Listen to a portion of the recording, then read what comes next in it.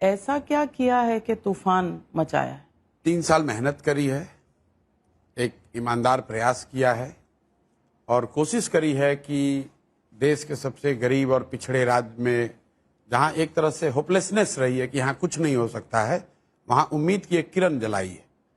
लोगों को पहली बार पिछले 25-30 सालों में ये दिखा है कि शायद मैं ये नहीं कह रहा हूं कि एकदम मेरे पे उनका पूरा विश्वास हो गया है, लेकिन लोगों ने जो बात सुनी, जो प्रयास को देखा, तो उनको लगा शायद हमारे बच्चों के भी जीवन में बदलाव आ सकता है। शायद वो दिन भी आ सकता है जब बिहार से लोग बाहर मजदूरी करने नहीं जाएंगे।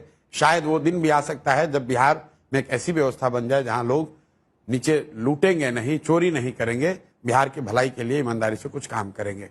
ये उसी का शोर है, उसी की ताकत है, उसी का प्रभाव है। प्रशांत किशोर का कुछ नहीं है।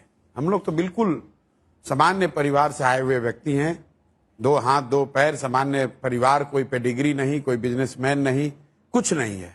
10, 15, 20 लोगों के साथ आज से 3 वर्ष पहले भितिहरवा गांधी आश्रम से चलना शुरू किया और इस देश के जितने भी एनालिस्ट होंगे, अगर किसी ने ध्यान दिया होगा, जो भी पत्रकार हो, एनालिस्ट हो, उन्होंने यही कहा, अरे छोड़ो ना भाई, बिहार में क्या हो सकता है।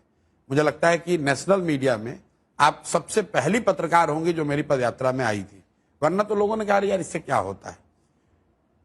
जब व्यक्ति के जीवन में इतना अंधकार हो तो आप उसको, जब ये प्रकाश का एक पुंज दिखता है ना, तो आपको अंदाजा नहीं है कि वो कितनी तेजी से या कितनी ताकत से उसको अपने जीवन में लाना चाहता है।